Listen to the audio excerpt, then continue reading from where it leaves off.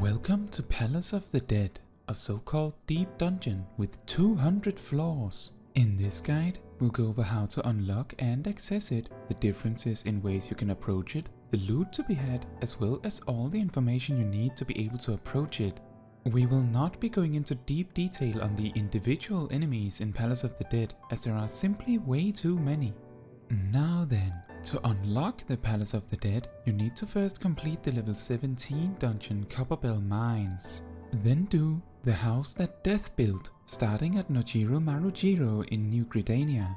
Take note that you will need to be level 50 and 60 to complete the quests required to go beyond floor 50 and floor 100 respectively, so I would recommend starting this project when you are close to level 50 at the earliest. The first 100 floors have a bit of story after every 10 floors, with some particularly significant story beats at floor 50 and 100. None of this will be directly addressed in this guide, so you can rest easy. After floor 100, the entire dungeon effectively plays from the beginning again, just with much stronger enemies that, again, progressively get stronger and stronger. Now, whenever you wish to enter Palace of the Dead, you need to be the job or class you want. Make sure you equip your job crystal before you enter, as otherwise you will be stuck as the class instead. You also need to choose a save slot, where each individual has up to 2 they can keep at a time. The save slots are how you are able to continue your run later, and these can be saved and kept for quite a long time. Next, you have to choose between a fixed or matched party. Fixed means that you're going with your current group, which can be 1 to 4 players. Matched means you get randomly paired with other players, similar to Duty Finder. Finally, you have to choose between starting at floor 1 or floor 51. Take note that you will need to reach floor 51 first before they will allow you to choose it. If you choose floor 51, you will start at level 60, while if you start at floor 1, you start at level 1. Let's briefly cover the different reasons for the different run options. The matched option tends to be popular for reaching floor 51 for the first time, and then it is commonly used to repeatedly do floors 51 to 60 for some decent XP. If you were to try and progress to floor 100 with a matched group, take note that your queue times will become longer and longer as few people bother with this option. This is mainly because you cannot progress beyond floor 100 with a matched group at all. Furthermore, whenever you finish a set of 10 floors in a matched group, you lose all of your pomanders. We will cover this shortly, which would make a trip beyond floor 100 very difficult if you could go for it. In a fixed group, you get to keep these pomanders between sets, but you have to go with the same up to 4 players every set. Furthermore, clearing the full 200 floors gives you the option of getting either an accessory glamour or a housing item. If you clear Palace of the Dead alone, you will get the Necromancer title. Be aware that if your entire team wipes out in the Palace of the Dead, you will be immediately booted out. If you are below floor 100, you can start again from the start of the set. If you started a set of floor 61 to 70 and wipe on floor 65, you can resume from floor 61 again. However, you cannot progress beyond floor 100 on a save slot where you wiped out as much as once. There are leaderboards for Palace of the Dead, which is why you may have noticed you have a score as you progress. The main benefits of starting from floor 1 and not floor 51 when going for the full 200 is that you get 50 very easy floors to collect extra pomanders on, but you also get 50 easy floors to get extra score on if you wish to try and place on the leaderboards. If neither of these things are of interest, then you can absolutely start on floor 51 for a run towards floor 200, although it might be a little harder. Take note that the Necromancer achievement title for going alone is only awarded if you start from floor 1. Now then, let's take a step inside. When inside Palace of the Dead, your level is either reset and enemies award enormous amounts of XP to catch up again, or you start at level 60, depending on your choice of floor. The maximum level in Palace of the Dead is 60, and as long as you are equipped with a job crystal, you will learn all of the actions of your job up to level 60 as if you already completed the quests. Meaning that Palace of the Dead is a decent way to test a job a little bit before you go out of your way to level it. Another thing you will notice are these Aetherpool arm and armor stats. These determine your damage output and defense respectively and are progressed inside Palace of the Dead. And finally, on each floor, you can see two icons near the map known as the Cairn of Return and Cairn of Passage. They are both progressed by defeating enemies on the floor and will turn a bluish-white when they activate. The Cairn of Return allows you to bring back your dead teammates if necessary, while the Cairn of Passage lets you move on to the next floor by standing on it with your party for a few seconds while not in combat. As you explore a floor, you find treasure chests. On your map, you can see if a room contains a bronze, silver or gold chest, with gold taking precedence over silver, taking precedence over bronze. In the bronze chests, you will primarily find potions of varying quality, typically matched to the level you are expected to be. You can also find a Phoenix Down, allowing you to bring back a teammate. They can also hold a so-called Gelmoran potsherd.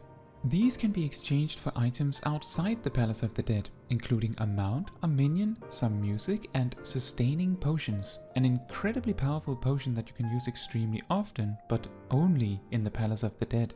Be aware that on the first 30 floors of Palace of the Dead, a bronze chest can also be a mimic. The main concern is when they cast Infatuation, which applies a 10-minute long debuff you cannot remove called Pox. This stops your health regeneration, makes you take small amounts of damage over time, and reduces your damage output by 10%. The only way to remove it is to use the Pomander of Purity. Dying will not remove it either.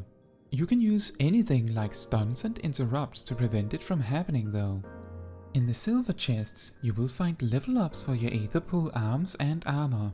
This Aetherpool equipment caps out at plus 99, and just like in regular content, this round-cornered square icon will appear if your gear outlevels the current floor, meaning you get downscaled. There is not really a limitation to how high you could get your gear on a given floor, and completing floor 50 and floor 100 guarantees a level up for both, although this is not a very efficient way to go about it. As long as you progress further and further, you will have little trouble leveling these values.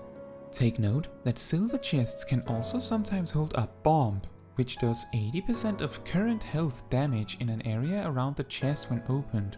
This also damages the monsters, so you can try to use this tactically if you wish. My advice is mainly to not open silver chests if you are significantly outleveling the current floor. Oh, and specifically on floors 31 to 40, silver chests can be mimics too. In the gold chests, you will always find a pomander of some sort. Pomanders are found in your special Palace of the Dead inventory. After floor 40, gold chests can also be mimics. Be aware that these mimics are immune to stuns. Now then, what are the pomanders? I will explain where each pomander is in your menu, some key visual to memorize it, and then what it does. Take note that you can hold at most 3 of each pomander at a time, so if you find an extra when you are on 3, it is often a good idea to find a way to use one productively. Top left, yellow ring, safety. This removes all traps on the current floor. I will explain traps later. Top, second from the left, yellow ring with yellow vertical curved lines. Sight, reveals the current floor and also all traps on the floor. Top, third from the left, red ring and upper half. Strength, boosts all damage and healing done by 30% for 8 minutes. Top, fourth from the left, red ring, blue hexagons. Steel, reduces all damage taken by 40% for 8 minutes. Fixed damage effects like bombs are unaffected. Top, fifth from the left, green outline with a cross, yellow lines. Affluence, increases the number of chests found on the next floor. This means it is useless if you are on the 9th floor, as the boss room never contains chests. Top right, green outline with blue lines. Flight, less enemies on the next floor. It also reduces the amount of enemies you need to defeat to open the Cairn of Passage. Similar to the Affluence, it is also useless on floor 9s. Middle left, green outline with white lines. Alteration, one room on the next floor has all of the enemies replaced with either mimics or mandragora. In either case, both enemies are almost guaranteed to drop a treasure chest on death, but the mandragora are almost harmless and can be defeated with a single ranged attack. Middle, second from the left, red outline, dominantly white. Purity, removes the pox debuff applied by mimics. Remember that the pox is not lethal, so if you are low on purity, consider conserving them for when you really need it. Middle, third from the left, yellow outline with a yellow circle inside, Fortune. Makes enemies on your current floor drop chests much more often. Middle, fourth from the left, blue outline, purple details, Witching. Turns all enemies within a generous radius into critters, preventing them from using abilities and doing significantly less damage. The imps do 60% of the normal damage, chickens do 30% and frogs do nearly nothing at all. Take note that mimics are also affected by witching, so this can be used in a panic to counter the infatuation too. Fifth from the left, yellow outline with white details, Serenity. Removes floor buffs and debuffs. I will get back to these. Middle right, purple outline, red details, Rage. Turns you into a manticore for 1 minute that can one-shot one enemy per global cooldown with a smack. Does not work on bosses and does not work if the floor debuff knockbacks disabled is in effect. Combining Rage and Fortune can lead to a lot of extra loot, and additionally, you can still access the Cairn of Passage as a manticore. Bottom left, purple outline, pinkish details, Lust. Turns you into a succubus for 1 minute, which can cast Void Fire, which is an area attack that adds vulnerability stacks to enemies. Each stack increases the damage they take by 10%, up to 5. Particularly useful for pushing up your damage on bosses. Bottom, second from the left, yellow outline with horizontal curved yellow lines, Intuition. Allows you to see the Hoard until you find it once. I will explain this shortly. Bottom, third from the left, blue outline, white details, Racing.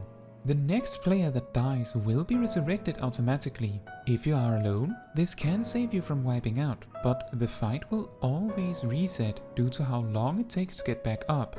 Bottom, fourth from the left, purple outline, white details, Resolution. Transforms you into a Karibo for a minute, which can cast a ground targeted area of effect attack that deals a decent amount of damage and can stun enemies. Undead pretty much just die immediately when hit by this. This attack can also delete the undead corpses in the fight on floor 100, which can be helpful. The attack also just deals a lot of damage if you can aim it correctly, as it is ground targeted, you may need to lead your shots. Now, the Hoard is the box in the bottom right of your Palace of the Dead inventory. If you stand on a specific spot on some floors, you will discover a special chest. Looting this will grant you a piece of the Hoard, and it will never be a mimic, so this is safe. The Intuition Pomander places a golden light where the Hoard spot is, and also puts a little note in the top of your map if the Hoard exists on your current floor. The Hoard progressively gives better and better rewards as you go to higher floors. 1 to 50 bronze rewards, 51 to 100 iron, 101 to 150 silver, 151 to 200 gold. So if you aim for 200, try to save 3 intuitions and only spend if you find extra pomanders beyond that. The Expedition Bishop outside will replace your Hoard by usable items, which includes glamour equipment that can be worth over 200,000 gil apiece. Generally, it is recommended to not use intuition aggressively after the 7th floor of a set, and for solo, it is recommended to not really go out of your way for the Hoard at all. Next, traps. There are 5 types of traps, and if you have the Pomander of Sight, you can even see the rune on the floor depicting each one. Although this is not particularly helpful as all of them are detrimental in some way. Impeding Trap applies pacification and silence to everything in a radius around it when stepped on. Pacification prevents the use of weapon skills and silence prevents spells. The best counter for this, if you have any spells, is to bring Echo Drops, which can be bought from your Grand Company. Chuck one and the silence is gone. There is no pacification removal equivalent, however, Isuna from a healer can remove both. Toading turns the person that stepped on it into a toad for 20 seconds. You have much less HP and cannot do anything other than run. The best way to deal with this, especially alone, is to never step on new ground while fighting an enemy. Bring them to you with ranged attacks. Landmine explodes for 80% of the current health of everyone around it. This can be used aggressively to clear enemies quickly, but it might also get you. Pomander of Steel does not work on this. Luring summons 3 enemies from the floor and immediately puts the person that stepped on the trap into combat with them. You have a few seconds before they attack you. On really high floors, the best countermeasure to this is to have the rest of the team run away while the trap activating player just lets the monsters win. For solo, you either have to use pomanders like Witching and Steel to survive, or run away and make use of Racing to resurrect far enough away for the enemies to not chase you again. Enfeebling applies a 1-minute debuff that increases damage taken by 20% and damage done is reduced by 20%. You cannot remove this. The best tactic to avoid losing a run to a trap is to play carefully. Pull enemies to you with ranged attacks and don't just run in. Most rooms in a floor tend to have very few if any traps on the outer edge of the room, so if you stick to the walls, it often turns out better than running straight through the room. Now about those floor buffs and debuffs. When you enter a floor, you can sometimes be dealt one or more effects, which will be detailed at the top of your map. Some of these are negligible and others are even beneficial. It is crucial to know which ones are worth playing around and which ones you should use Serenity to remove. The beneficial ones can give you a haste boost, making your weapon skills and spells much faster. It can also give you an HP and MP boost. All the other effects are detrimental. Auto heal penalty can be ignored as long as you watch your health closely, as it will not heal automatically. Similarly, HP penalty reduces your max HP, which isn't too big of a problem. Sprint penalty preventing you from using sprint is very minor, especially if you have a ranged physical to bring peloton. Blindness can be mostly ignored, but sometimes extremely bad luck can be dangerous. Damage penalty is similar to blindness, and at really high floors, they can both make some enemies very difficult to deal with. Inability blocks you out of using abilities, which for some jobs is a minor issue, while for others it can be a disaster. On high enough floors, this may be worth using Serenity on. Knockback penalty does not really do much as jobs don't have knockbacks anymore, but it also makes the Pomander of Rage useless. Item penalty locks you out of using items, meaning both inventory items like Echo Drops and Pomanders, with the exception of Pomander of Serenity. Finally, Gloom gives all enemies a speed boost, and also effectively gives them all Pomander of Strength and Steel, so if you don't have these on yourself, you will find yourself at a massive disadvantage. To finish, here are a few tips for what you can do to be better prepared before you enter the Palace of the Dead. Bring high-level, high-quality food. The stats on it does not matter much, but the vitality will actually increase your HP by about 10% inside. If you have any spells in your arsenal, bring Echo Drops to counter the silencing traps. If you're going for the very high floors, invest Gilmoran potsherds in the sustaining potions purchased at Una Kotor outside Palace of the Dead, as in certain fights they will be the difference between a win and a wipe.